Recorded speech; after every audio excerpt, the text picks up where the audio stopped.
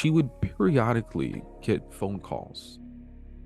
So her other two daughters, not my mom because she was traveling, but she would send updates on WhatsApp. But her other two daughters call on a daily basis at specific times throughout the day. And the smile and the energy that my grandma got receiving those phone calls, I want to like bottle that shit up and just see it in a hologram form every fucking morning. It is the most beautiful, sincere reaction of just appreciation. And it made me so sad because I remember going through a phase where I'm just like, oh my God, fuck. I don't know. I just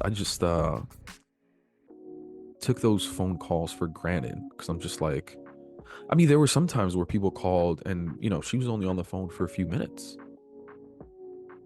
And I remember telling myself a story of like, oh, we're going to talk about the same thing. I'm just going to ask her how she's doing. It's going to be a quick conversation. Like, is it really worth it? I'll just see her when I see her. And that'll be more impactful. Why not both, though? I think we often diminish how, because to us, a 5-minute phone call may not be a big deal for us giving it to someone, but to be on the receiving end of that. Dímelo, mi gente, what's good? You already know, it's your boy Pabel with another episode of the Quién Tú Eres podcast. And if you're new here, every Tuesday we have an episode where we share someone else's experience around their own self-discovery journey. And every Friday I share a unedited audio slash video journal entry and share what I'm going through with my own self-discovery journey because woo, we all are going through our self-discovery journey. In fact, I actually said this to someone the other day. I said, I think life is us just going through a self-discovery journey. Nah, a matter of fact, I said, I think life is us on a lifelong journey. I hate using the word in the definition, but whatever. I think it's really just a 100 or so year journey on us rebelling against the version of ourselves that we've been told not to be our entire lives. And when we finally find that comfort in being ourselves is when we really start living. Oh, damn, that was deep. Let me drink some coffee. For those checking out on audio.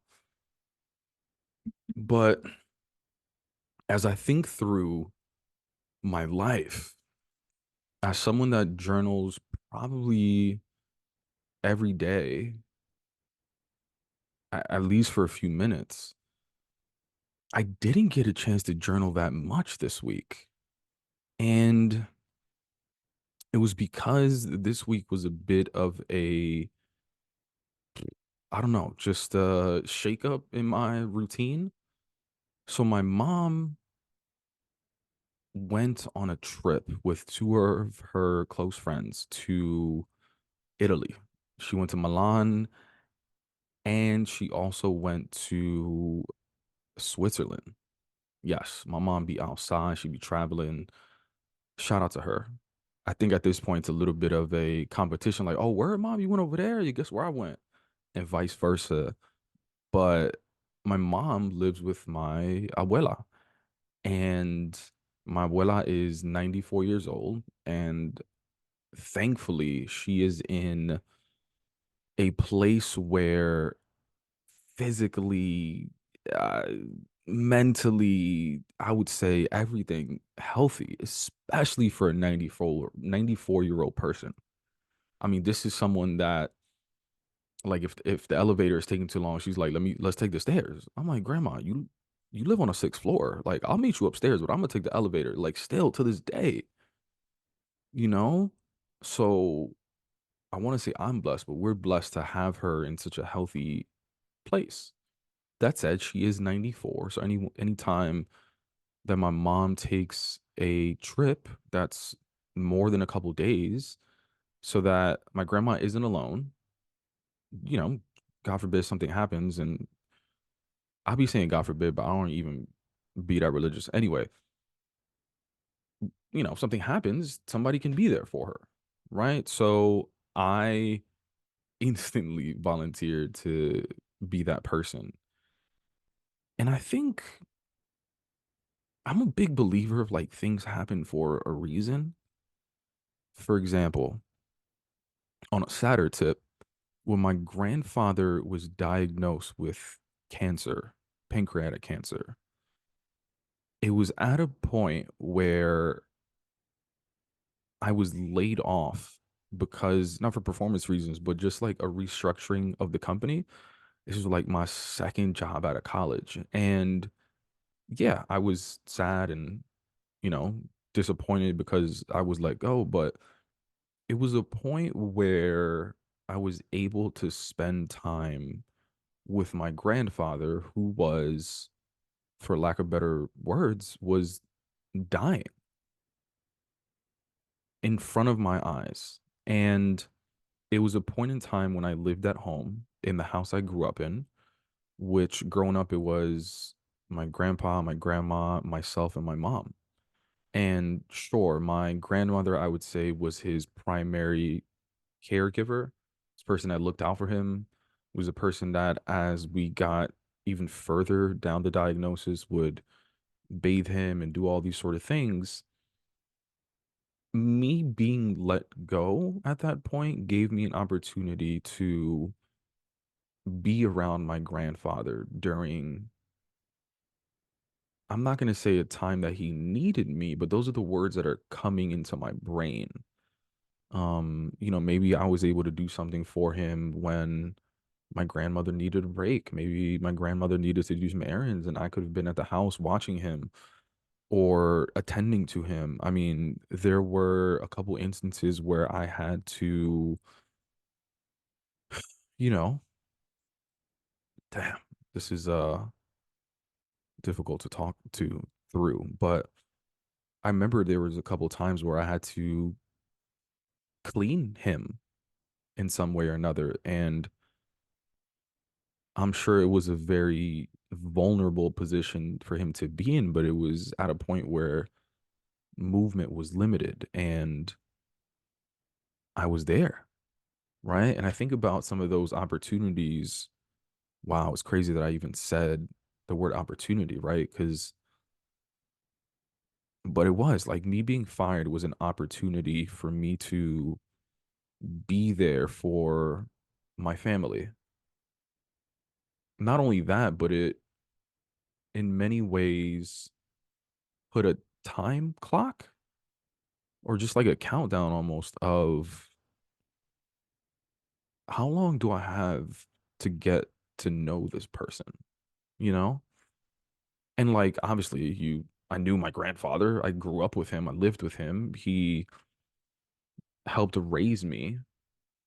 But how much do I really know him, you know? How deep did those conversations go when he's just walking me to school, or maybe I'm old enough to take myself to school, so now it's just when we are back home and he's busy watching the baseball game and I don't want to interrupt him. So it's like, hey, how are you? Oh, good, cool. I'm gonna go to my room. You know, how many deep conversations do I even know about like his childhood and how he grew up and how he met grandma and what was it like for him to be a father? And fuck, I'm saying all these things and I really didn't even get to ask him any of these things. Fuck, this is not where I thought the episode was gonna go.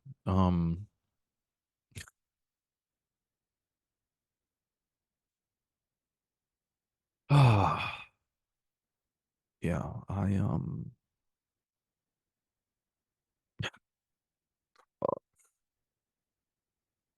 oh my God, I don't remember last time I cried, but um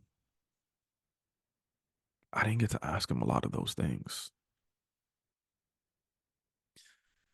There were a lot of experiences that I didn't get to learn about my grandfather when he was around. And I beat myself up sometimes.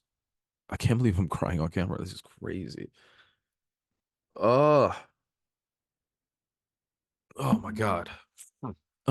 I beat myself up over those things sometimes. I'm like, damn, my Willow was around for so long. And I remember when you're a kid and you're just like, oh my God, here comes Abuelo trying to give me this life lesson. Oh my God, he talks so much and blah blah blah. And you dismiss them often because you're just a kid, right? You think you know all this, and as you get older, you long for those experiences. You long for the stories. You long for the not the parent or the grandparent, but you long getting to know them as a person. And this week I got to spend a lot of time with my abuela. I spent maybe 4 or 5 let's see, I was there Saturday, Sunday, Monday, Tuesday, Wednesday, Thursday. I was with her for almost a week, 6 days. And I found myself I wouldn't say that this was my most productive week because and it's so this is definitely a common theme for me. But every time I work around someone that I care about, I go into this people pleasing mode. I'm doing work, but then I look over my shoulder and my grandma is, I don't know, watching some show and is kind of falling asleep, but it's funny. I I just make up this story in my head that she's bored. So then I think you call it people pleasing comes into effect, and I instantly want to pause what I'm doing and say, "Well, all right, well let's do a crossword puzzle," or like, "Hey, you want to go outside for a walk?" or like, "Hey, you want to do this or you want to do that?" I just become this like uh, I don't know, after school teacher for my grandma, although it was, in the morning. There's instantly a pressure for me to entertain, to be a host, to be, yeah, I mean, just an entertaining host, if you will, right?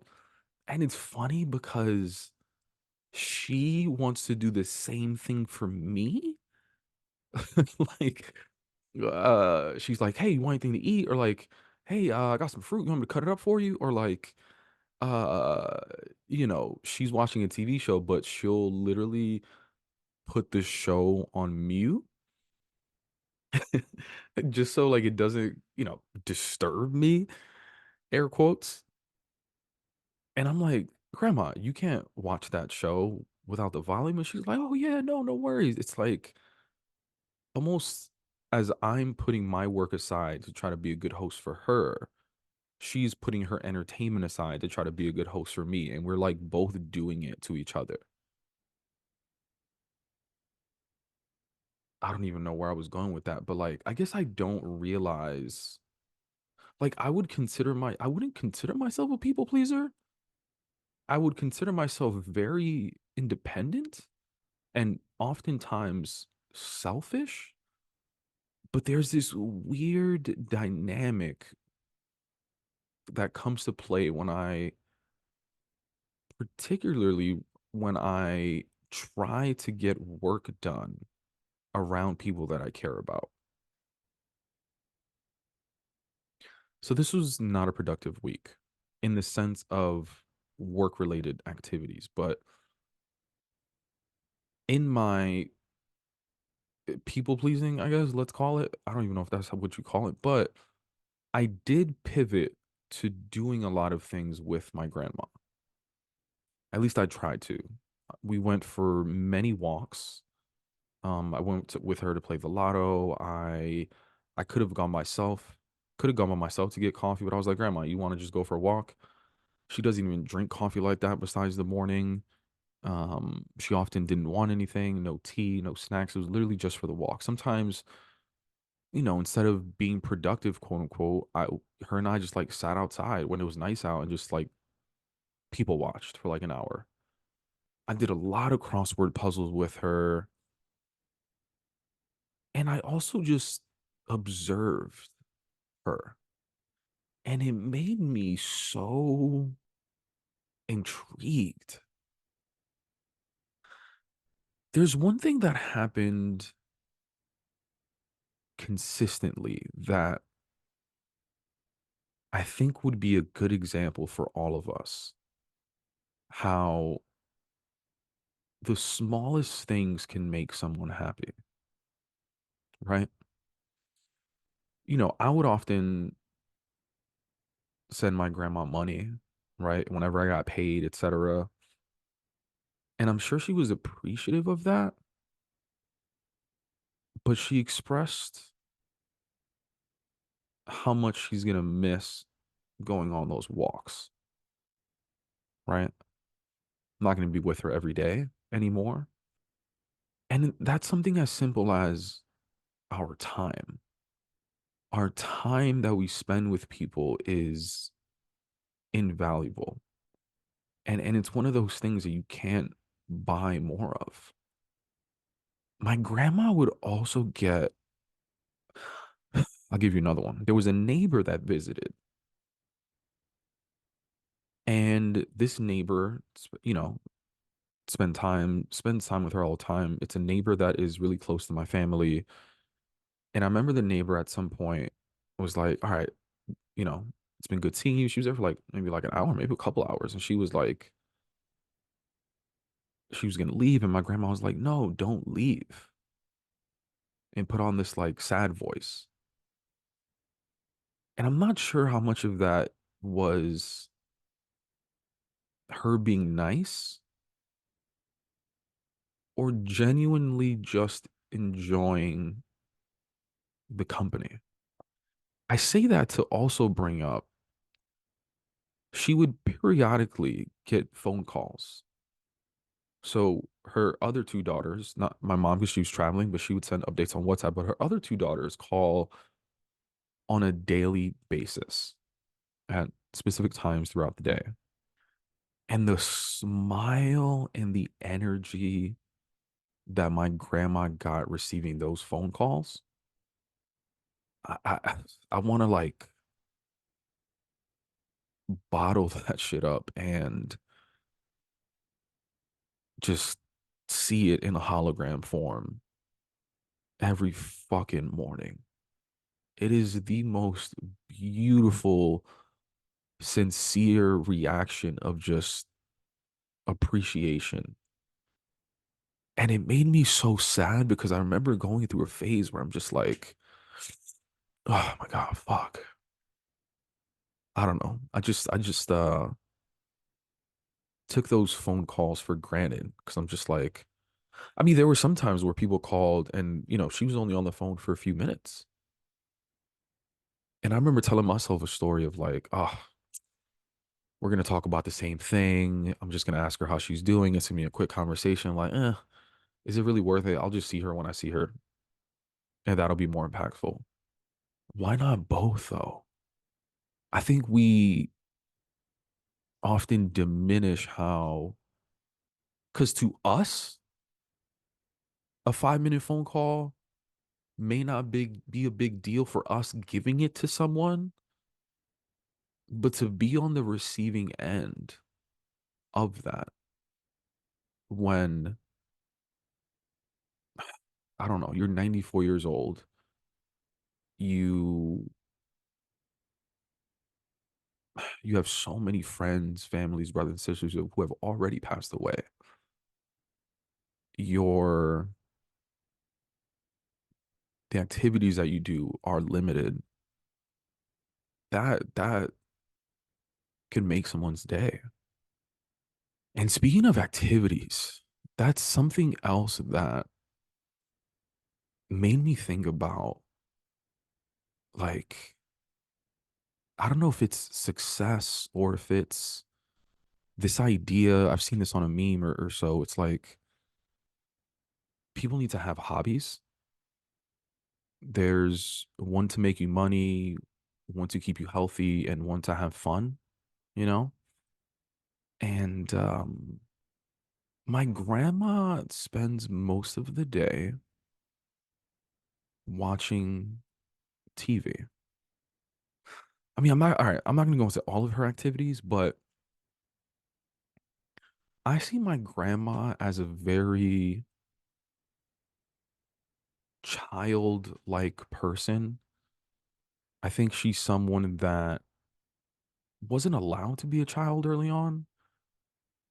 And I don't really, this is the other part, right? Like my she's 94, so her memory isn't all there.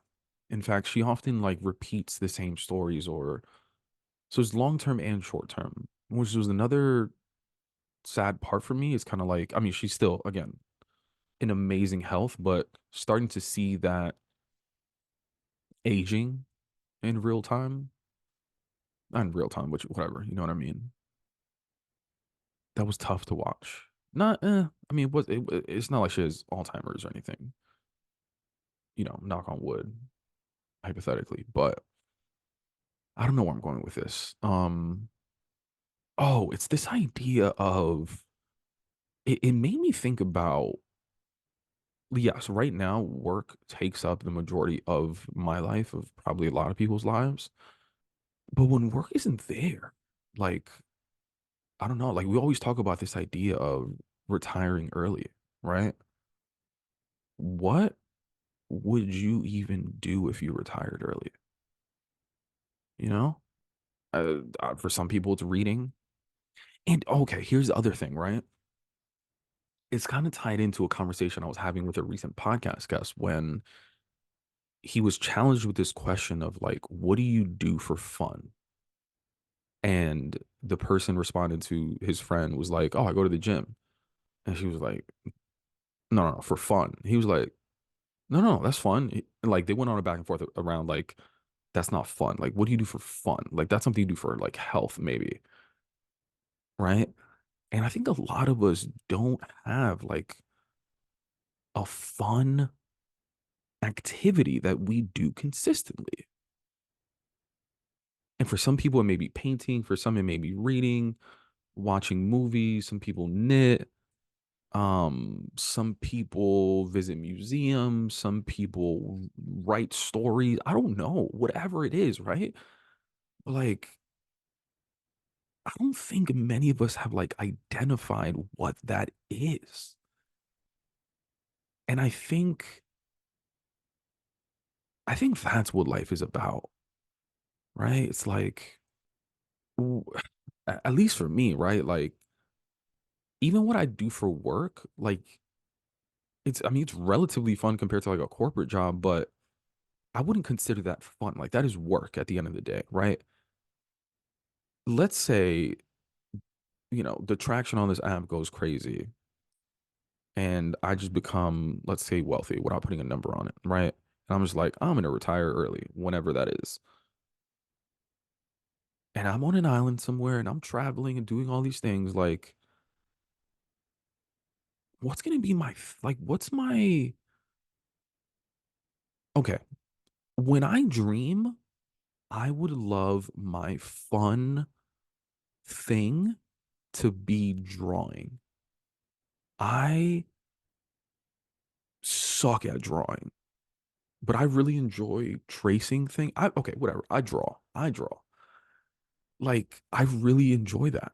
I want to get better at it, and not for like not to monetize it at all, but just like I just find it fun.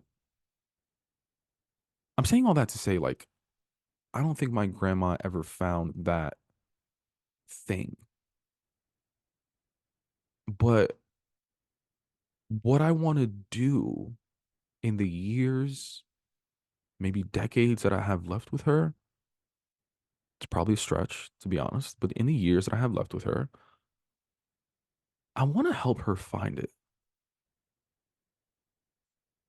Because also her childlike essence will will play along with things that my mom wouldn't, right?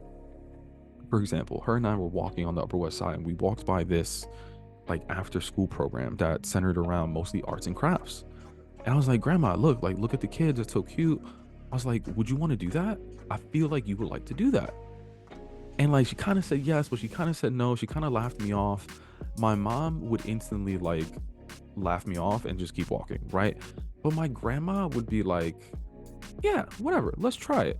And she like entertains my also childlike essence. Like I feel like I could just explore with her. Whereas like my mom, I think is closer to shut some things down. As far as like she's more, let's just say closed-minded. My grandma's more open-minded for like quote unquote extracurricular fun activities like that. I think and maybe I'm just making up this story in my head, but I feel like my grandma and I would have or find a lot of things fun together. Yeah, I don't know. I want to I want to find I want to help her find her fun activity. I don't know. Anyway, it's funny because I thought I was going to go into this podcast episode talking about a lot of the exciting things that are happening with work and me continuing to get over my fears. And with March, that's been a theme. But here we are talking about Abuela. Yeah. All right. That's an episode.